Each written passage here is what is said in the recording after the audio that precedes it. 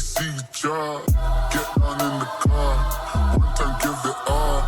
Bust it open hard. Let me see you drive. I fucked up this hustle, baby, hustle.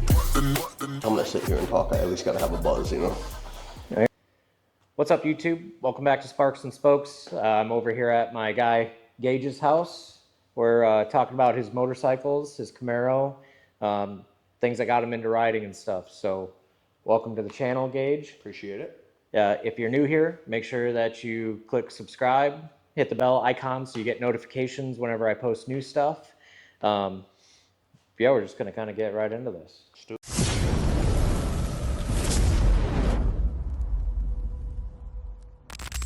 So I've got some questions I kind of want to go over with you on your bikes. So the first thing is, Gage, what got you into riding in the first place? Yeah, man, it's straightforward. I mean, my old man has ridden motorcycles, you know, his whole life. He started riding dirt bikes when he was pretty young. I think his old man bought a RM85 Suzuki. It's like his first dirt bike ever. And, you know, kind of got thrown to the wolves. He was like, figure out how to ride a clutch. It was a fast two-stroke. It was like the race bike at the time, you know.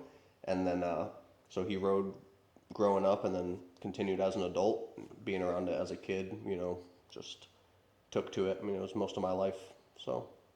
So when you were young, you were riding dirt bikes and stuff too, or? Yeah, I think I got my first dirt bike was like it's a Suzuki 80, like a trike, like a three-wheeler. Yeah. I mean, there's videos on the old camcorder of me riding it in the street, no shoes on, and a diaper. So I mean, I got started pretty young, you know, and then I think I got my first dirt bike when I was maybe like 4 or 5, TTR 110, a Yamaha. Nice. Yep. Yeah, I got to start with like more three-wheelers and stuff like that when I was a kid. My uncle, when I was 5, I remember he put me on a full-size Harley and I crashed it, and my mom almost murdered him. I mean, a three-wheeler is almost worse.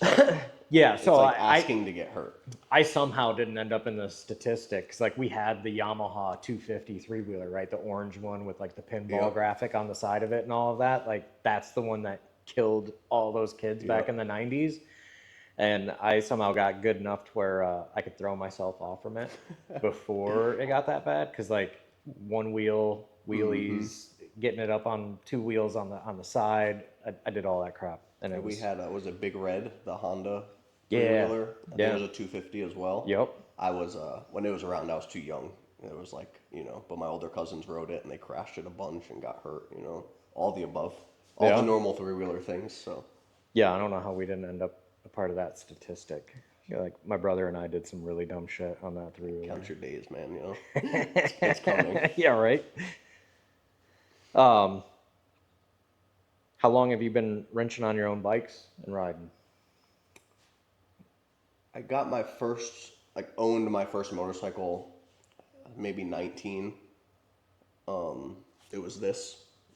So, it was pretty put together, like well put together, I should say. I'm grateful that it was done the right way the first time.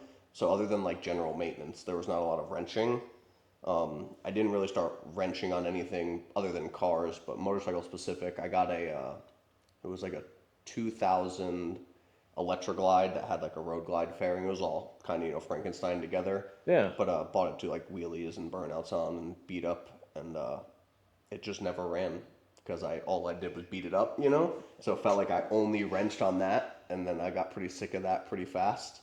And then when this thing had came up for sale, and I bought the Shovelhead. For anyone out there who owns anything old, you know, it's 99% wrenching on this thing and 1% of enjoying the ride. Yeah. So, I mean, this thing has been apart more than it's been together since I've owned it. So. Yeah, it's funny. I really want to get a Shovelhead or a Panhead, other than all of the headaches of always having to work on it. So I think I might. I see that there's some other companies out there now doing like conversion kits for the rocker boxes. Oh yeah. So you can make them look like old bikes. I might just end up doing that. No. It's not the same, right? No, you have enough bikes that are reliable. You can. Yeah, well, that's true. You know, that's give up the time to wrench on another one. You don't have to worry about it's not your only source. I don't know if my Sporty will ever be reliable again. I think I done messed that one up. Probably.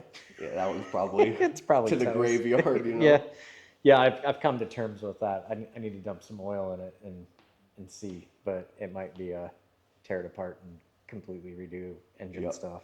The good thing is it's a sporty, so it's like, you know, get motors easy. Oh, yeah. They're not super expensive. Yeah. Super available. Yeah, well, it's I mean it's a 1200, but you can still Yeah. take an 883 and Slap it in jug there it and throw it in there. Yeah. Even just put an 883 in there to get the bike going, finish it up, you know, and then Yeah. once it's done, take it apart, paint it, do the It motor. it might be better off with an 883 engine in it since I was the one that welded it. That's true. Might actually stay together. Be able to ride it for a few weeks. Maybe. If you had to describe your riding style in one word, what would it be? Scumbag. That's 2 words. We'll put them together. Yeah. Scumbag. Elaborate. Why would you call yourself a scumbag?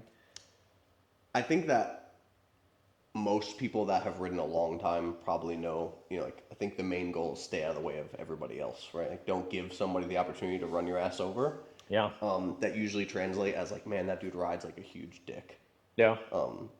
Sometimes I'm doing it just because I feel like it, but 90% of the time I'm just doing it trying to avoid, you know, some old lady running into the back of me at a red light. Yeah. I get that. I usually ride faster than traffic and Yep. try to avoid the morons out there. If I see somebody coming up that I think is erratic, I'll get around them really fast Yeah. because I don't want to be behind them. I'm impatient. Like, I'm not going to wait in a line of cars, you know, in the heat of the day on an air-cooled bike. It's like, Yeah. I'm going to split the lane. I'm going to get in front of people that are going slow. And like I said, just not give anyone the opportunity to fuck my bike up. 'Cause Yeah. it'd be a bad day for everybody, you know. Yeah. Yeah. I know about that. What's your favorite kind of ride? Like long road or long haul, back roads, bar hopping, downtown? I love the concept of bar hopping. It's awesome, you know, with the boys. One place to another is great. I don't drink and ride though. It's like just one thing I've told myself at a young age. I don't drink and drive, and I don't drink and ride my motorcycles. Yeah. And I don't see the point of going to a bar if I'm not drinking. So I don't do a lot of bar hopping. I've done some long hauls on the Softail. I had like 1,100 miles in a day, I think was the longest one. And it's fun because it makes a good story. It's a good memory, but in reality, it's not that great. No, You know, that sucks. like your ass hurts, my hands are killing me. All I'm thinking about is like, please get me off this motorcycle. Yeah. So honestly, I think the best honestly is like a 45-minute ride where I have a destination. Like, oh, the wife and I are gonna go out and get dinner at this place. You know, cruise out there, eat dinner, have a beer or two, and then ride home. You know, Yeah. do 100 miles, and that's like perfect. Yeah, I'm right there with you. Like so I don't drink and ride. Like I do drink. I'm not a huge drinker, but like yeah, the idea of like going from one spot to another with the boys would be a lot of fun. But generally, like probably my favorite rides is close to 100 miles. Yeah. Have a destination because the Yeah. riding around pointlessly is just kind of like, what am I even doing? Especially Yeah. around here, it's like at a certain point, everything starts to look the same. Yeah. I can only look at trees for so long. You know, it's like the roads are beautiful, it's great, but after about, you know, that 2 to 3 hour mark, it's like, yeah, I'm ready to get to the couch. You know, eat some snacks and Yeah. Yeah, well, and like I used to ride around just pointlessly because it was like every time I'd find a twisty road or something, Yeah. it was like, oh man, this is great. But now that I've been riding for so long, like I kind of feel the same way. Yeah. You know, even if you find a great road, it's like, oh, where can I go that includes this road? And a lot of times the roads that lead to the good roads suck. Yeah. So it's like if they're really far away, it's like, is it worth a 20-minute nice ride if you have to do an hour of 15 to get there? Right. You know, it's like, I don't know. Right. I get that. So, tell me about the night train. What made you go after this model or this particular bike? So this was my father decision. He bought a brand new in '07. It's the only new thing he's ever bought in his life. Still to this day. He's 50 old. 58 50 years old? old or something. You know, he's getting up there. It's the only new thing he's ever bought in his life. We went into, man, I don't remember the name of the dealership. It was one of the dealerships in Jersey. All he had at the time was this before he had sold it initially. And it was all we had. It was no suspension, it had no back seat. So, school every day, rain, snow, I sat on the back fender. Oh, so he didn't even have a car. No, Just no had the car. bike. Yeah. Nice. And there was no, him buying a car. It was like he rides motorcycles. He was like, I need to get something newer and a little bit more reliable. So we went to the dealership, and I think the Street Bob had just came out. It was like maybe Okay. the first year or two of the Street Bob style of the Dyna. Yeah. And I was like, man, I've seen some Street Bobs. I like them a lot. Long story short, we go to the dealership, look at a Street Bob. My dad's like 6'4".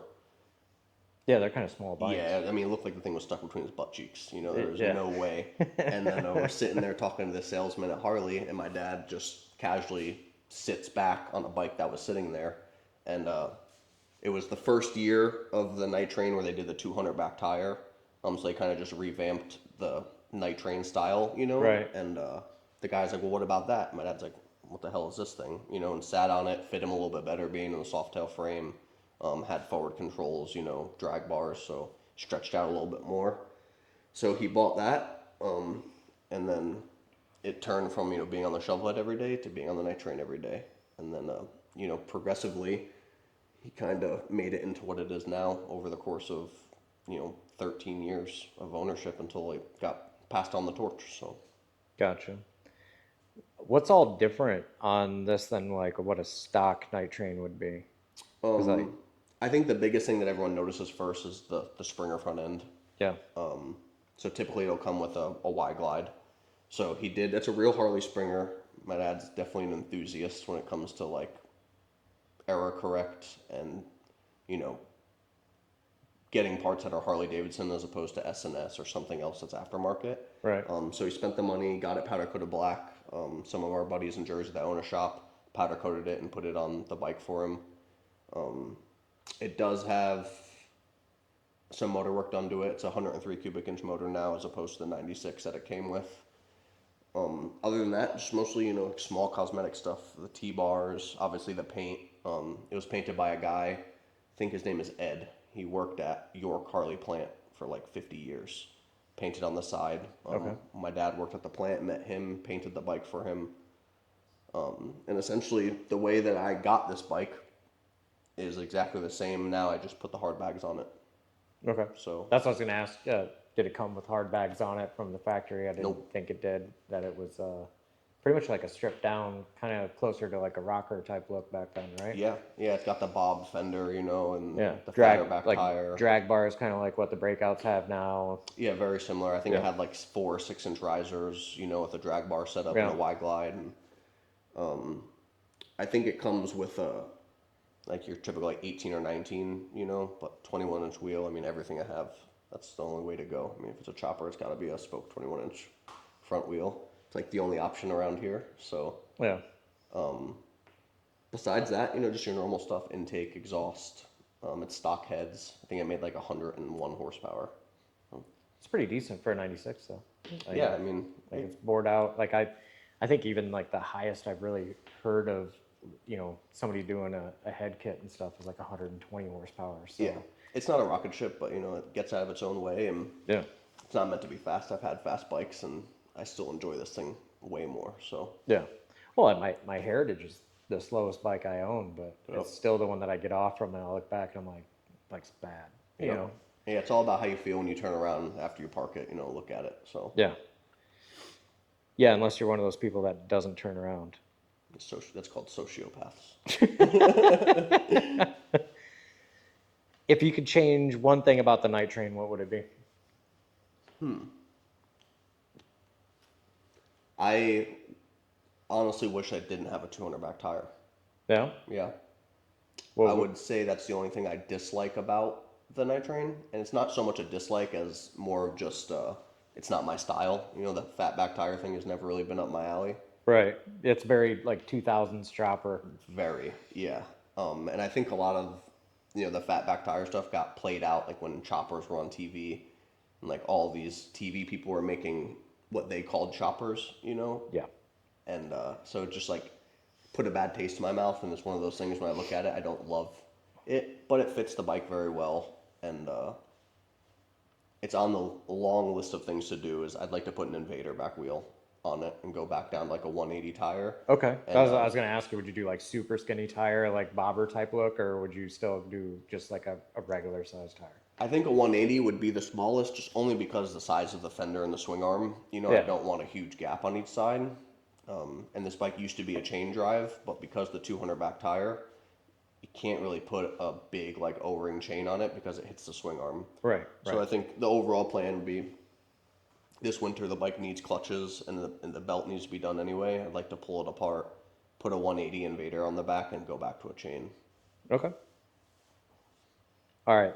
Let's talk about the beast, Absolutely. the Shovelhead. Where'd you find it? So I found it on Instagram. Technically, I guess start modern, go backwards in timeline would probably make the most sense. I was in Afghanistan, sitting in my room, end of the night, you know, just ate, fat and happy, ready to bed down, go to sleep, start my day over, and I'm... You had like an MRE and a half or something? The DFAC, you know. Breakfast for dinner every night. Hell yeah. Hell yeah. 7 in the morning when I go to sleep, but you can't beat French toast sticks and syrup, dude. It never gets old. Yeah. Put you right to sleep. I'm Chopper Swapper, the Instagram page had really just kind of became a thing. Yeah. And like kind of getting traction, you know, everyone's like, oh, there's just one source to post, you know, all of our chopper stuff. And I finally get back in the barracks, I'm able to connect to Wi-Fi, get service, my phone's blowing up from, you know, the woman texting me and, you know, Every Instagram notification DM. that happened throughout the week. Exactly.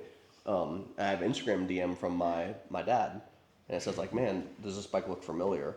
And I'm looking at it, and I'll do the whole, you know, Sparky insert pictures here, and I'll send you some pictures you could insert. Perfect. Okay. Because when my old man sold the bike, it was immaculate. My dad is anal, like, perfection is not enough, you know, and the bike was perfect. Yeah. When he sent me this picture, it's like this old rusty swing arm frame Shovelhead. I'm like, what's he sending me this hunk of junk for? You know? How long was the bike gone? Like do you remember when your father sold it? To like, was it like 10 years? I think it was over 10 years. Okay. Yeah. Sold it to a kid in Jersey, which is a story we can get into. It's also hilarious. But yeah, he sends me this essentially rusty hunk of junk. And I'm like, man, I'm not interested in this thing. You know, it looks like a piece of crap.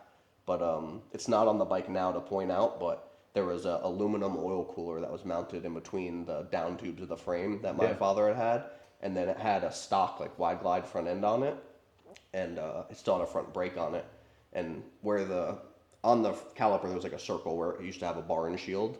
My dad had used like that silver dryer tape and made an iron cross and then painted the back of it red. So it was like a weird one-off thing. I'm looking at it and that circle was painted red. I'm like, there's no way. Start looking around. It had 3.5 gallon split, like fat bob tanks on it at the time when it was posted for sale. But when my old man had sold it, it had 5 gallon tanks on it that we had got from Indian Larry out of New York City.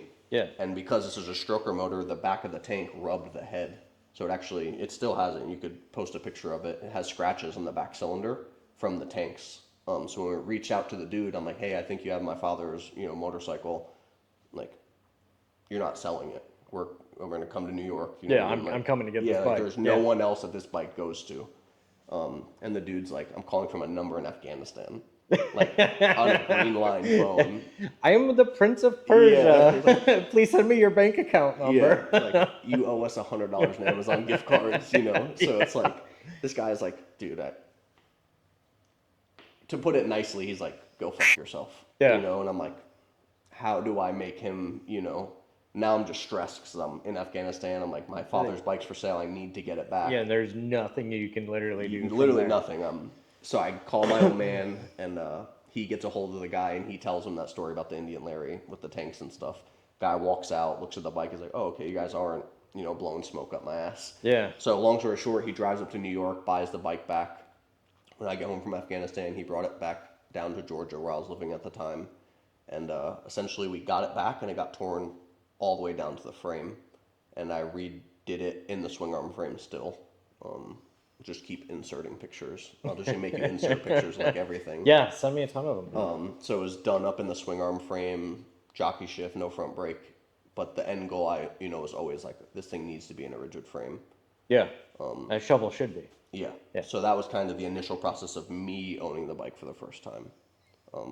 But there's an infinite amount of stories. It goes way back.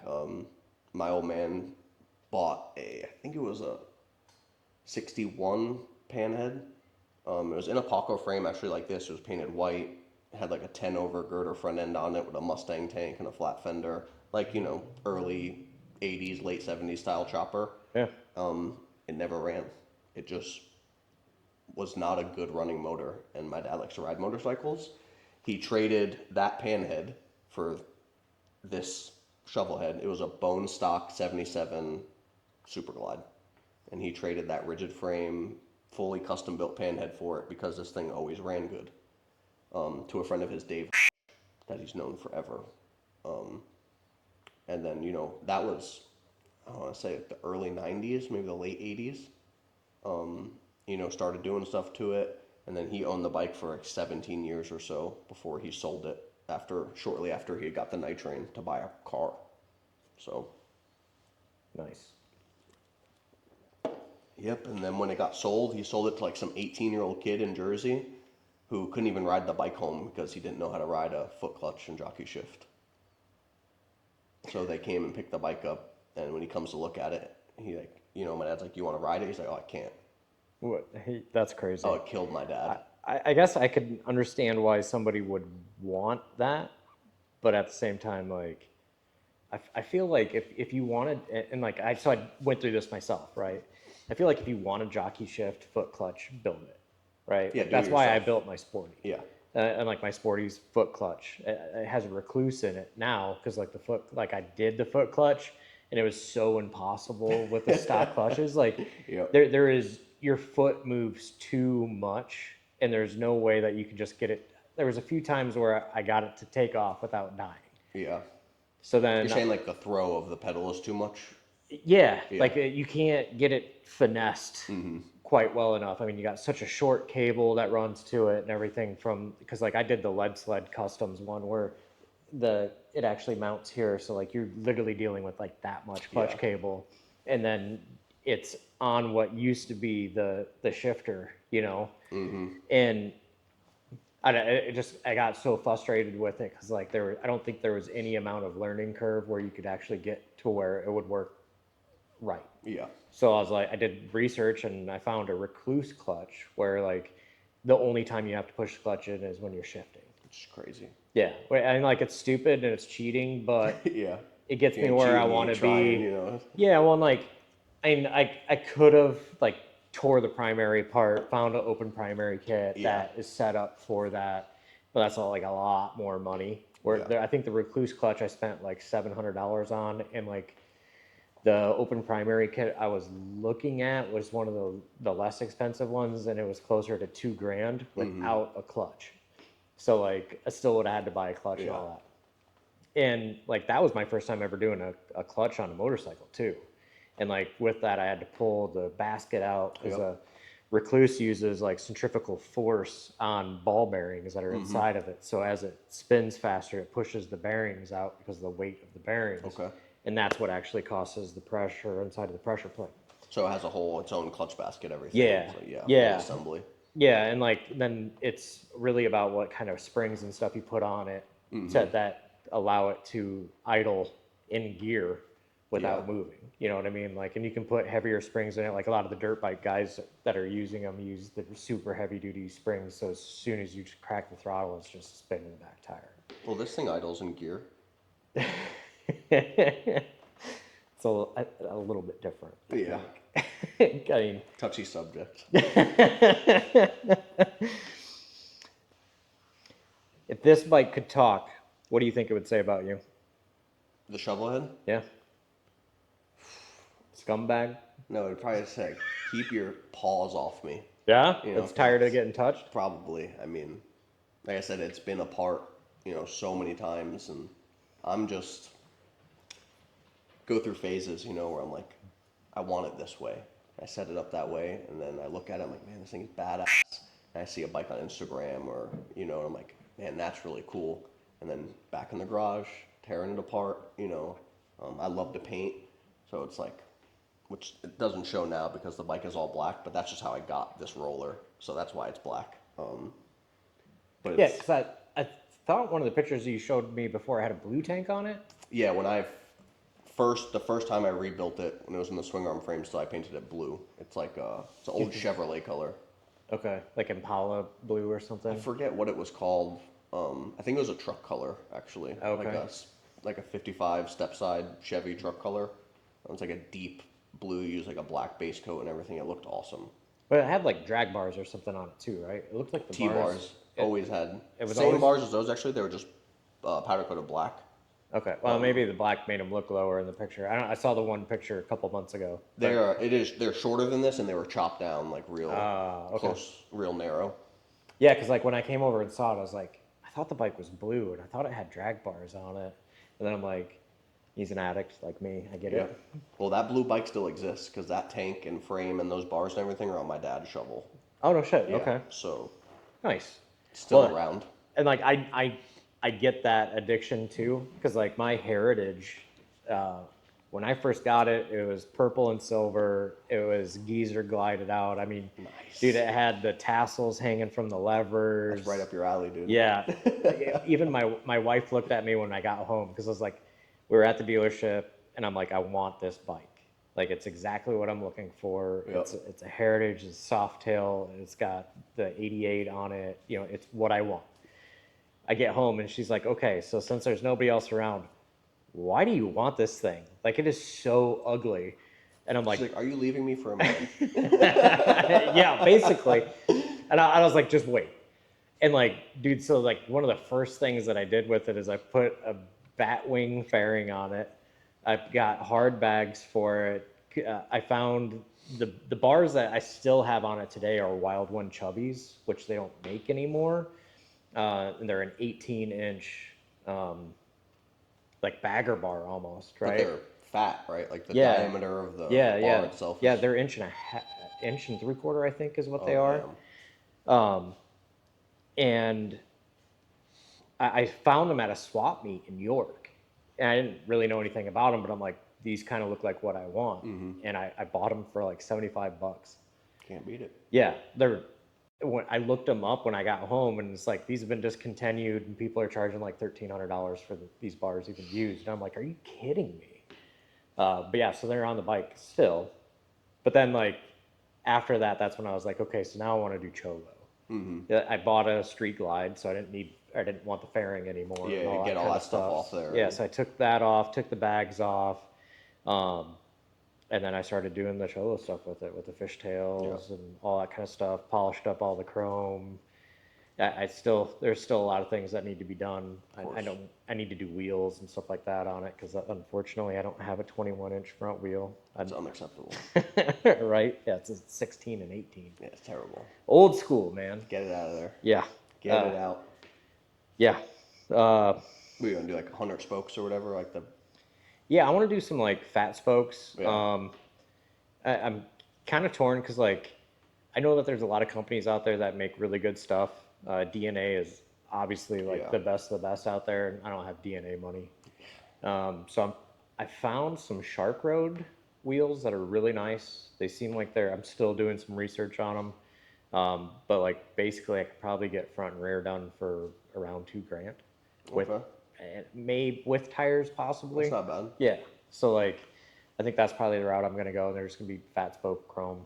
I'm not gonna do anything crazy with them. If anyone watches this nice. video that has some fat spoke wheels for less than $2,000, you know where to send them. Or if you just want to send them to me for free. Yeah, even better. I'm accepting sponsorship. Anybody, anything, lawn products, it doesn't matter. Yeah. I mean, if you got some old socks that you don't use anymore, send them, please. I could use them.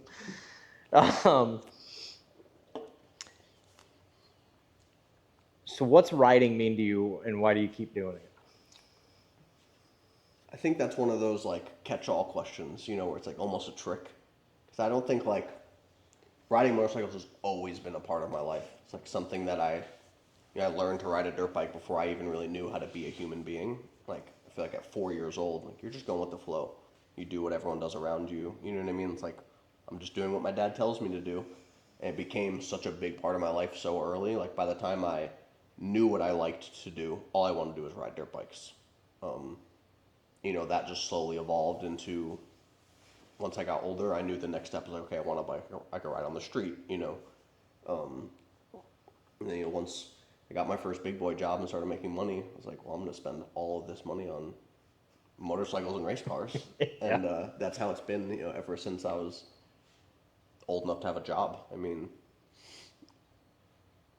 I guess there's not, it doesn't mean something to me as, there's not, a one trick answer, you know what I mean? It's just, it's been kind of instilled in me so young. It's just, always kind of been my thing. And, it's good. It's motorcycles are that thing you can, if you're in a good mood, oh, let's go take the bike out. I'm in a good mood and it's going to make me happy. I'm in a bad mood, man, I'm pissed off.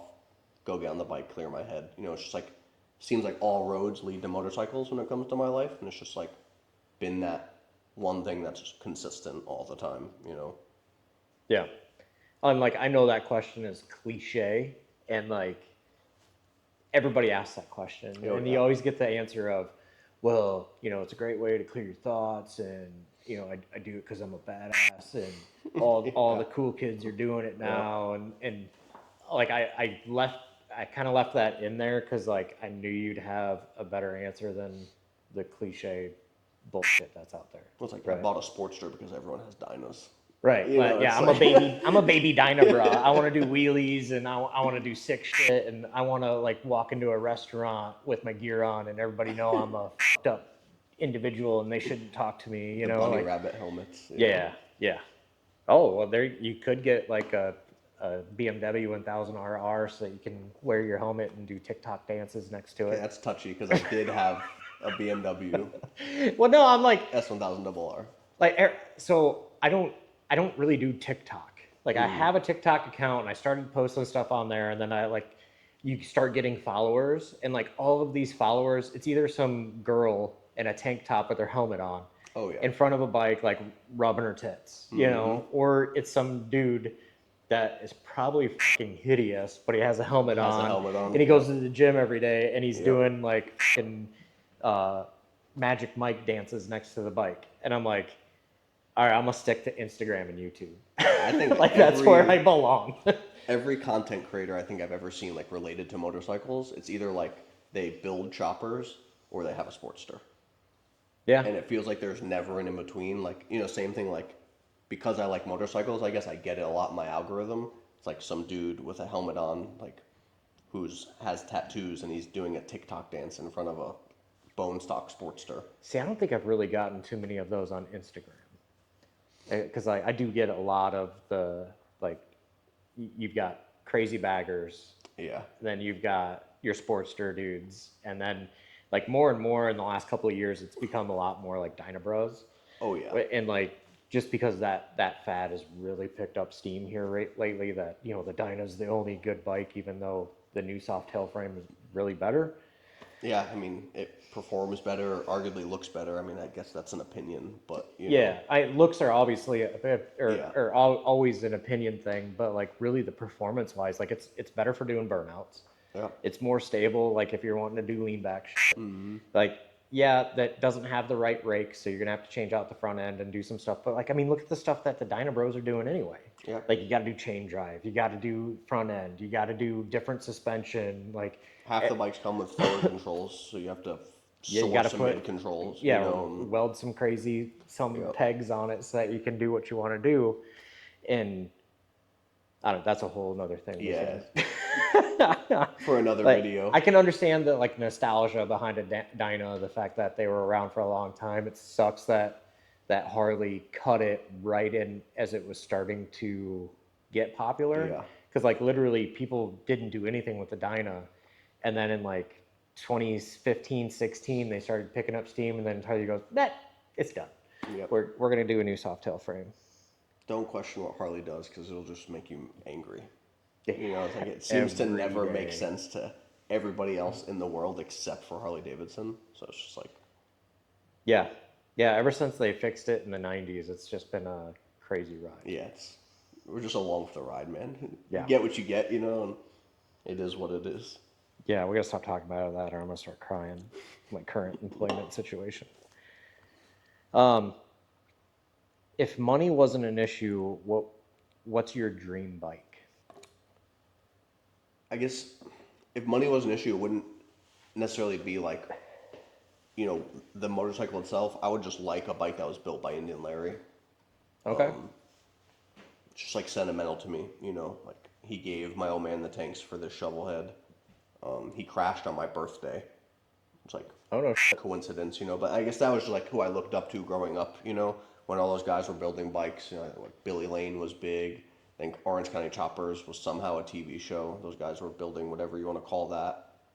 They had like the biker build off on TV and stuff. Indian Larry was just always that one. I was like, I like the way he built the stuff, simple. They have an awesome shop. Paul Cox, is an awesome leather worker and makes badass choppers too. And they just have a cool shop in New York. And even when, I was gonna say, growing up in Jersey, that was it's probably the closest home for shop us, to, because they were Brooklyn, right? Or is it Queens? it's either Brooklyn or the Bronx. I can't remember. I never been to, like, the block party was just last week. My dad's been a bunch. I've never been able to make it there because my whole adult life I was in Georgia, So that's Maybe on the list for next year for sure. Yeah, we should go next year. But I've never, like I said, never been to the shop before. I'd love to go. I know there's still Paul Cox that runs it now, I think, if I'm not mistaken, and they're still building, bad stuff all the time. I see on Instagram. And yeah, I guess, any of the stuff he did, man, the signature, where he did that single loop Yeah. down tube. Yeah. With the twist, he twisted like, I don't even know what it was, those like are inch and a half square steel or whatever, but yeah, it's just. Yeah, he did that for the biker build-off, but Yeah, that he right, did that was the too, first didn't he? time. Yeah, because I remember, like, so I'm from Iowa, so like when watching biker build-off, that was the first I'd ever heard of Indian Larry. Yeah. Right? Like most of the guys that I was hearing about were like Arizona, California builders. And like, I'm like, who's this guy? He seems fucking nuts. And like, the Discovery Channel kind of made him out to be like a kind of a weirdo that first episode. But like, I remember watching that and I'm like, dude, that's some like real 70s chopper shit. Yeah, I mean, he was older than, he was already older when that show came out. Yeah. So you have all these younger guys, like. Billy Lane, Jesse James. Getting into all choppers, those, and Indian Larry's like, I've been doing this for 25 years already. Yeah. Like, this is not new to me. Yeah. So. Well, like, I remember, there was the one episode that, like, him and Billy Lane were riding together, and he's, like, doing the seat stand-ups. Yeah. And I'm like, and at that time, I'm already watching, like, you stunt riders and shit like that on crotch rockets. And I'm like, that's a trick? You're like, doing now, a rigid frame shovel, to now jockey I shift get and- it. Like, with what I know now, because, like, dude, I had to have been probably, I don't know, 15, maybe when that show was on air. And, like, to me, I'm sitting there seeing, like, even in my own town, like, stunt shows on crotch rockets and stuff, and they're doing, they're dragging the tail. They weren't quite hand dragging yet and stuff like that, but like slow wheelies and slow circles and stuff like that. And I'm like, that shit's dope. And I see him standing on the seat on an old bike, and I'm like, what? And then, like, especially then, like, the next time I even really heard of Indian Larry was when he died. Yeah. And like, And that's what he passed away from, standing on the seat. Right. Yeah, because he fell and he hit his head too hard, and there was just no way that they could get him anywhere. Right. Yeah, he didn't die immediately. He crashed on my birthday, but I don't think he died until It was like a couple days later, but it was 3rd of September or something like brain that. trauma. Yeah. Yeah. But that was the first thing that, like, they said that he was doing a stunt and fell, and I'm like, was he standing on the seat? Yeah. And then I think around that time is when I found out that it's rigid frame, old school chopper, like all that kind of shit. And it's like, well, that's hard to ride in the first place. Yeah, I mean, it's hard to sit on and ride, let alone stand up on the, Yeah, that's wild. I just think when it comes to like old school choppers, that's probably the first person like internationally, like on TV or, because it's before social media, like, in my opinion, he set the standard for like what it means to build a chopper, and just like, it would be I don't know, I'd probably frame it and hang it up in my living room or something. Wouldn't even ride it. Yeah. Yeah, that's probably, my Sporty's probably going to end up being like a garage decoration. If that engine is shot, I don't know if I'll even like redo it, because like knowing what I know now, I went for the wrong year. I should have got a carbureted bike. Mine's a 2010. Yeah. So like I might just end And up. the motor mounts are different, right? Yeah, it's a rubber mount. Yeah. So it's everything about it was a giant pain in the ass. And like knowing what I know now, if I would have went with a hard mount and all that kind of stuff, like that bike would have been done painted long time ago. You know, like, and the headaches wouldn't have been there because like mine, like literally it's a wishbone rear end that like I had to line up, get everything triangulated perfectly and weld on. If it was an older one, it's like you measure it, cut it, slide it in, weld it, you're done. Yeah, it doesn't take, like, it doesn't have slugs or anything, right? Yeah. So mine, like literally, you cut everything off from the back of it, and you just have the back hoop, and then you decide where you want to place it at. And like I wanted it to be a little bit lower, so I actually went up a little bit higher on the top, and then brought the back a little bit more. So like I had to recope and all that kind of stuff, which was fine. I was cool with, and then the wiring harness. That was the biggest pain in the ass. Well, and like being fuel injected too. yeah, like, it'll always have a check engine light because I deleted tip sensors and all that kind of stuff, and there's still a bunch of like ton of wiring, and like I kind of got to the point where I'm like, okay, so I made a bracket for the ECU to sit on, and there's just gonna be some wiring. Fuck it, like it's gonna be, it's a rat bike anyway, but I mean, this thing has like 5 wires yeah, in it. So. yeah, because you have a headlight. Yeah, and a tail Otherwise, there'd be 3. Yeah, I think it's like a headlight, a tail light. It has like the stator, wire, coil, and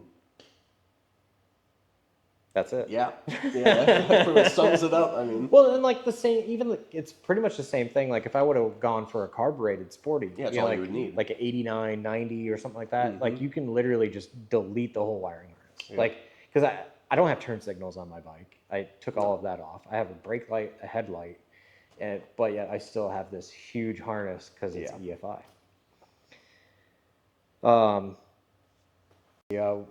What's one piece of advice you'd give a new rider?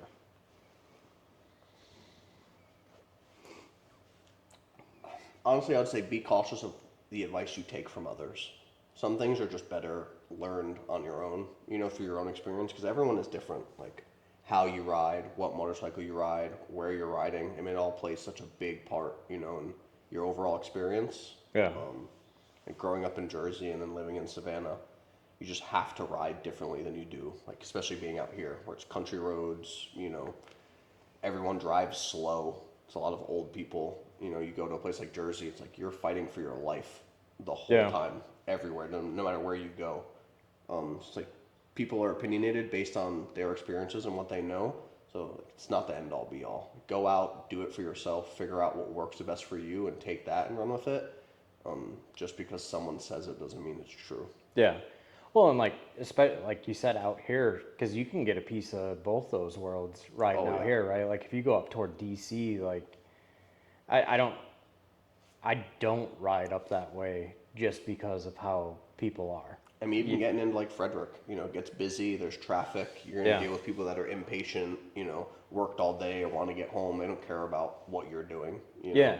Well, like I can, like from my own experience, I can tell you just driving in rush hour traffic home from DC to Frederick, the closer you get to Frederick, the better people are. They're still terrible drivers, but like you can see how people calm down and relax in their own cars 100%. As you get out this way. So like, yeah, that I think that's really great advice, actually, like to just not take everybody's advice because everybody has different experiences and they all ride differently. I think the one thing that everyone who's ever ridden a motorcycle, especially on the East Coast, can agree, it's like DC is the worst. Yeah. That's the one piece of advice I think if you get it, it's like it's true. Yeah. I've been all over the world, and DC is just always that one place. Like I dread having to drive through it. It just seems like no matter what time of day, there's not a good time. The Beltway is, I mean, the same Jersey barriers have been on the Beltway for 20 years. It's under a constant state of construction. I think they built the road and put Jersey barriers down the same time. It's like yeah. If you're a new rider, like that's the one piece of advice: stay out of DC. Yeah, stay outside of the Beltway. Yeah. Period. Because even like going to Fairfax isn't all that bad. Like because I was working in Fairfax for a while, and I would ride in there.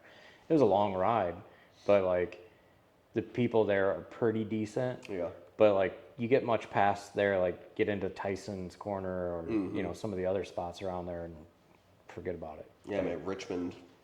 I feel like DC traffic starts in Richmond. Yeah. It's like from pretty much Baltimore all the way down to Richmond is the same experience, and it's not pleasant. Yeah. Yeah. Well, and like you said, pretty much all the time is rush hour traffic. Oh, like you just get stuck somewhere for hours on end, and it's terrible. When we brought the car back up here from Georgia, we were going through DC like 3 in the morning, dead stop traffic. Yeah. Yeah. And weekends don't make a difference because like when we came back from Florida, we went through DC and it was a Sunday, dead stop traffic. It took us like, I'm pretty sure it took us like 4 hours longer than what it should have just because of that. Last question. If you could take one of these bikes anywhere in the country, where would you go?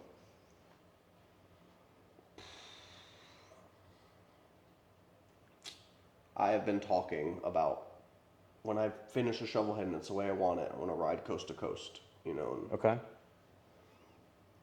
I don't think the problem is if I'll do it or my ability to do it. It's will I ever finish a Shovelhead? It seems to be the biggest hurdle for that challenge, Yeah.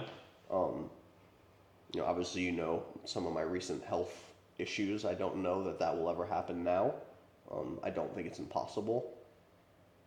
And it's just the day and age, man. Like, you can't really talk about stuff like that to the normal person. Like when I was at Harley with you, I'm talking about I don't want to get a lowrider because I can't ride it far.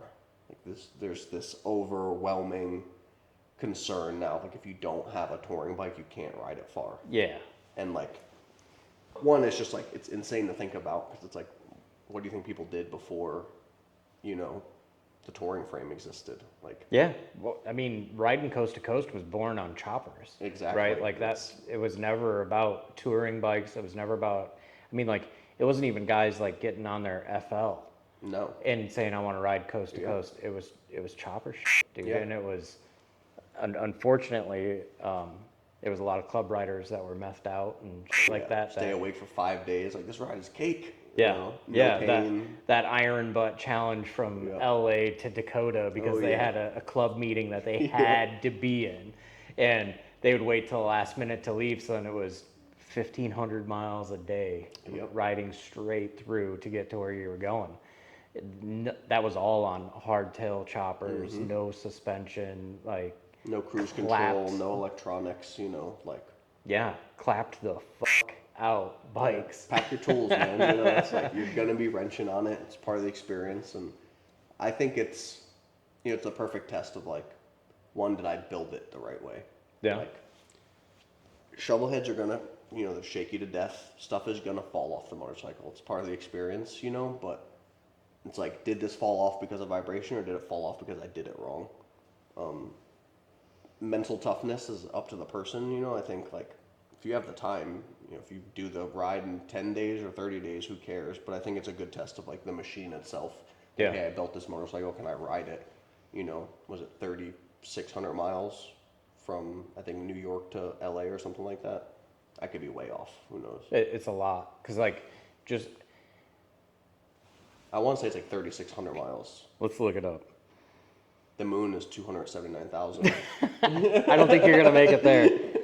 Oh, I don't have any signal on my phone, Let's so see. you'll have to pull it up. What's your guess? I think it's probably closer to 5,000. I thought You because think? from here to Iowa, just from here to Iowa is 1,700 miles. So maybe 3,600 might be right. I don't know. I've never really. 2775. That's So it. 2,775 miles. That's from New York to LA. So if you iron butted that, dude, you can do that in 2 days. Maybe, Yeah, maybe if you wanted to go crazy. I don't know. Myself personally, there's no way. I wouldn't do it on my touring bike. There's no. My hands would Yeah. fall off. Oh, I agree. I agree with that. My hands would probably be done. Insert SpongeBob meme, where he picks up the stick with the marshmallows and his arms pop off. Yeah. That's how I felt, even doing a little over 1,000. And my hands were just stuck in that throttle position, and my ass was killing me. My lower back was torched. Yeah. So I've never. I don't think I've ever ridden more than like 300 miles in a day. And that's really, I think, right where it starts to become not fun. Yeah. You know, it's like, okay, I'm ready to just get off of this bike and be done. Usually my problem is that my neck starts hurting. Yeah. And I don't know if it's because of the helmet or posture, or if I don't have a good enough seat or whatever. All 'Cause, the like, above, you know. I'm still rocking the factory seat on my Street Glide.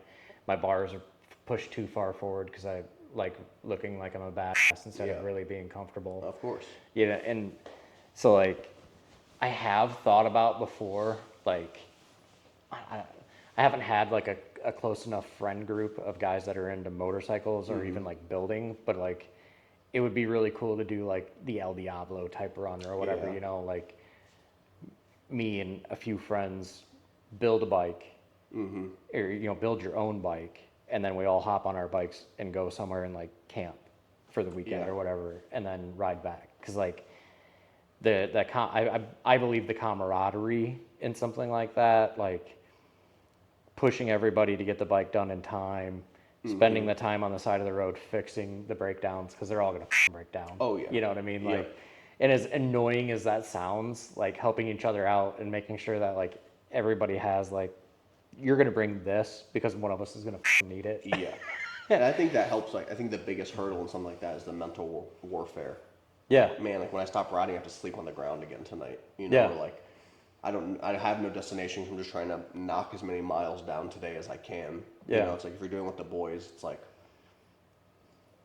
helps your psyche so much. I just think like I think it would be 100 times easier, even if one other person, you know, like just that one person, like, oh, I broke down. I'm not sitting here by myself, frustrated, wrenching on my bike. You know, like somebody's here with me going through the bullshit. Together, you know, it's like. But I think that's the only way to do it. If you're going to do coast to coast, like no hotels, you know, get your tent, have a little blow up sleeping mat, like, just suck it up, dude. My wife and I did a trip kind of like that. It was a 2.5 week long trip in a car, but we camped everywhere. There was in that 2.5 weeks there was one night that we got a hotel, and it was in Roswell, New Mexico, and it was literally because we just want a shower and a decent night's sleep. And the campground that we booked for that night had screwed up our reservation, and like most beautiful, awesome campground right outside of Roswell. I don't remember what it's called, but there's like these like natural like craters that have water in them and shit. It's just beautiful. It's called a pond. No, it's like into the bedrock.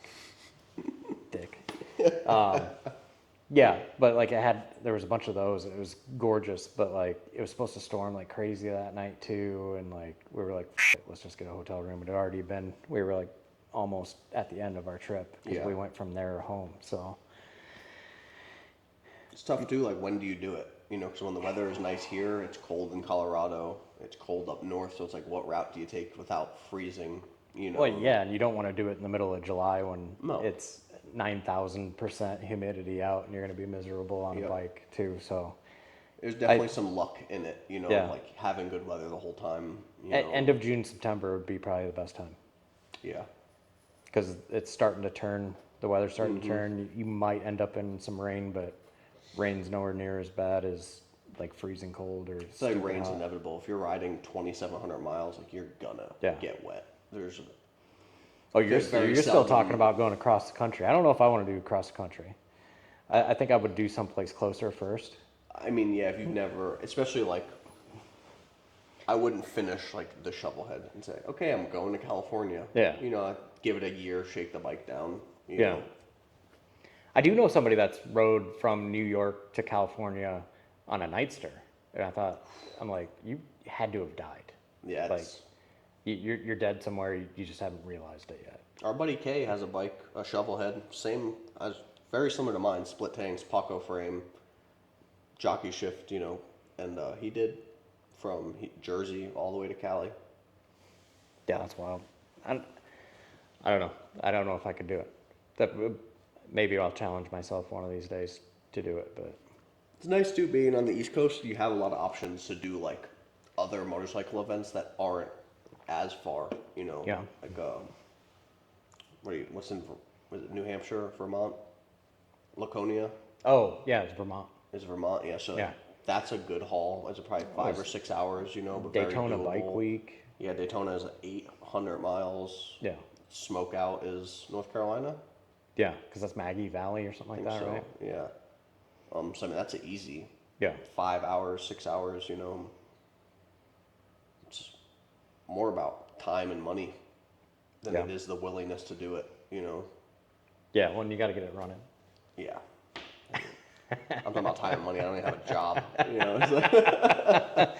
That's all right. I got a job and still ain't got any money. That's how it goes. Yeah, that's unfortunately, like motorcycling, it just becomes kind of a money pit because it's always like, yeah. what are you going to do next? What's the next mod you want to do? Oh, yeah, by the way, you probably need to replace your water heater. Yep.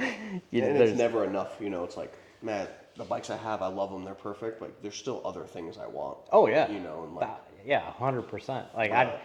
but you keep talking about it being done, and like for me, I don't think that my heritage, the sporty, will ever be done. well, no, nothing is ever done. I'm saying Yeah, like it's a this project rendition is finished, Yeah, and yeah, I'm just hoping that you decide to buy a shovelhead before I finish this one, because if not, that roller that I have is gonna get another motor, and then you know what I mean? So I'm hoping you're like, man, I want to build a shovelhead, and I'm like, hey, I have this rolling chassis. I really do want to build a shovelhead. I just need money.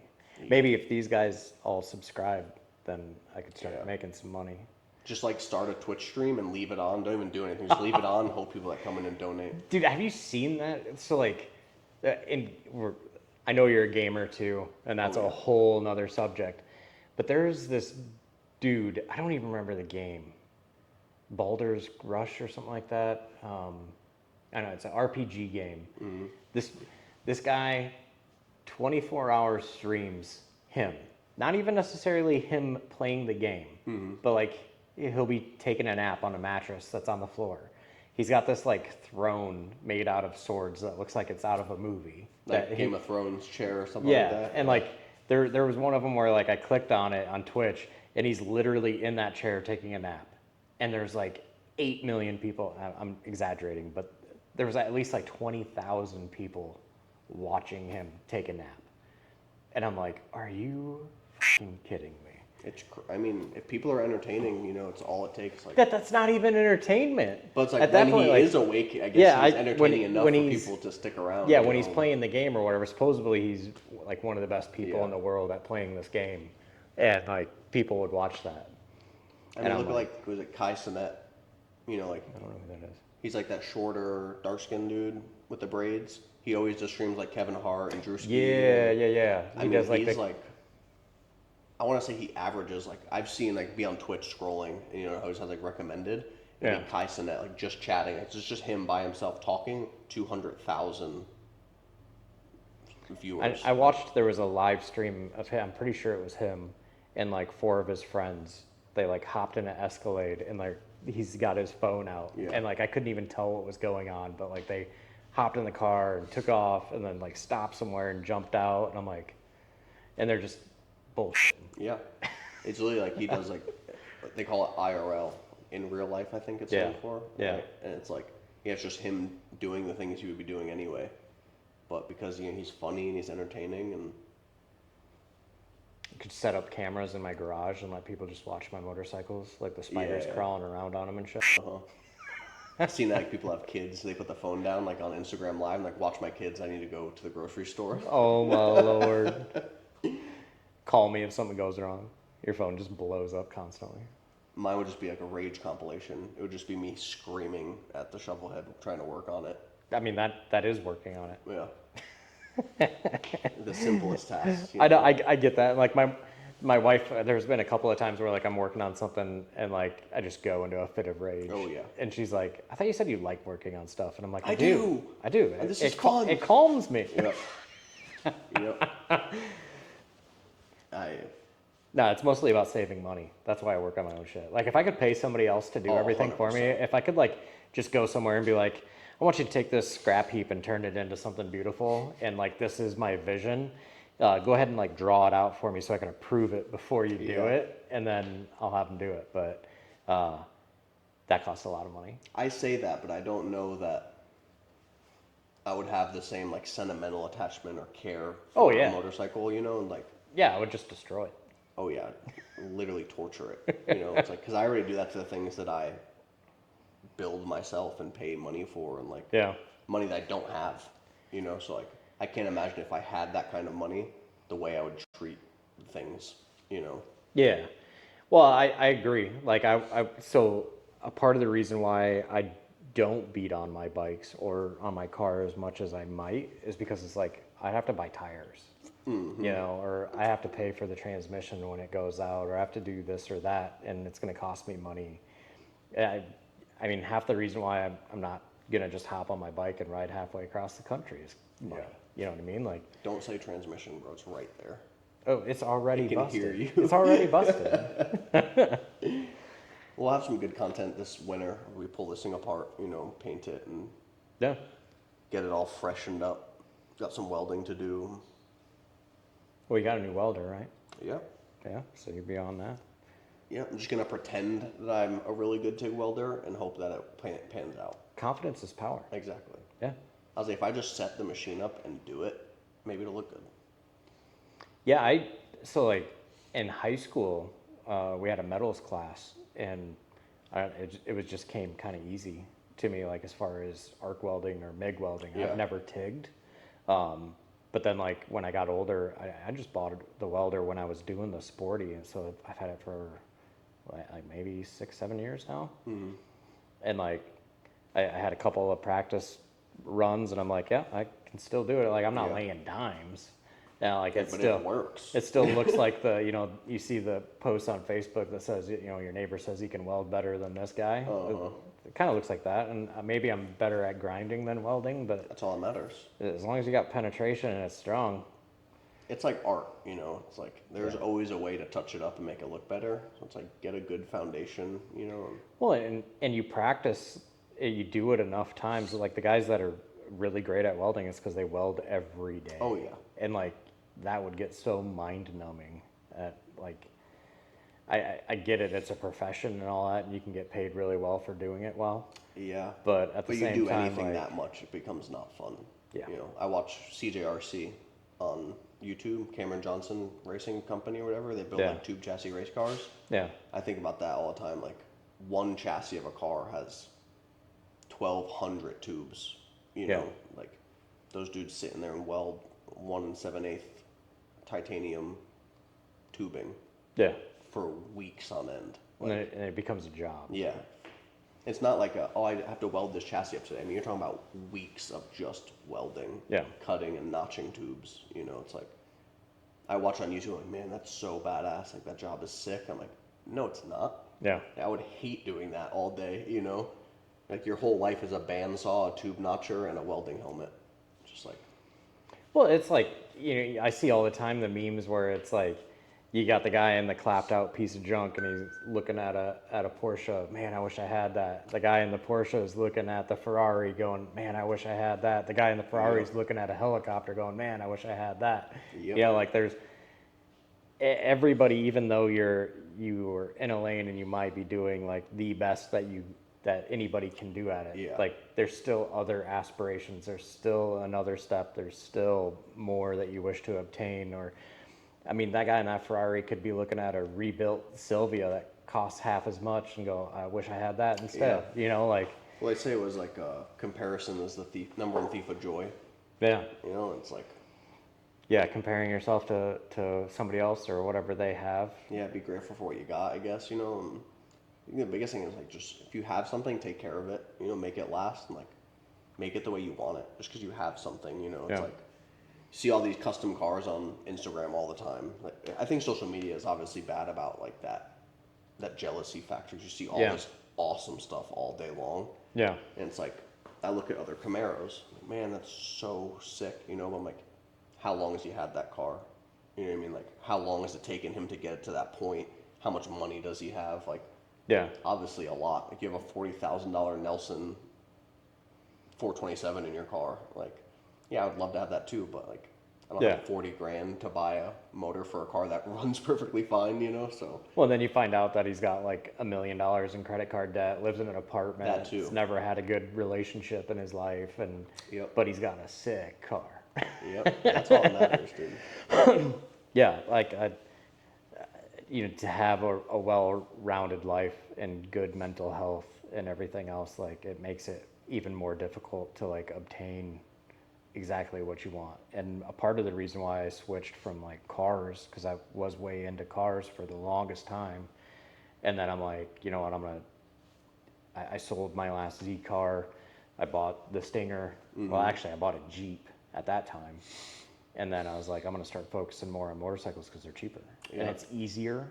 Like it doesn't take up as much space. Like I have a lift in my garage. You have a lift in your garage for the bike, but like it takes up a quarter of the amount of space that a car lift would take up. And you could do, virtually almost everything on a motorcycle you could do by yourself. Yeah. So you're not relying on like, do I have a friend to come over and help me, you know, and like, Stab a transmission, and everybody they avoid you like the plague when it's time to do that stuff. oh yeah. Yeah. Those memes, you know, it's like paying my friend a box of pizza for 8 hours of hard physical labor, you know? And Yeah. Well, and like I used to love that stuff. Like I was the guy that you could call and be like, "Hey, man, I need to stab a transmission. Can you help me?" And be like, "Hell yeah, I'll be there." You know? It gets to everyone has a breaking point though. It's like, you know, like, dude, I've worked on, like, I need to work on my own car. You know? It's like I'm at your house every day working on your junk. It's like I got my own junk to worry about. And motorcycles, you could tear the whole Shovelhead apart by yourself in a couple hours. Yeah. You know, the motor, you pick it up, put it on the stand. And, well, you can do your own wiring. On that car, you're not going to do you're not going to do a full wiring job just by yourself without anything. Like this here, you could literally cut all the wires, redo it all in a 3 day hours, or two. probably not even. Yeah. Once you do it, once, you know, and you know what wire goes where and everything, you could rewire the whole thing quick. Yeah. Dad about to bring his Shovelhead over next week. I'm wiring his bike. It's almost finished, so. Nice. Oh yeah. Well, I think we'll wrap it up here. Thanks for watching, guys. Again, make sure that you like, subscribe, hit the bell notification or hit the bell icon so you get notifications when new content comes out. And I'll see you in the next one. Peace.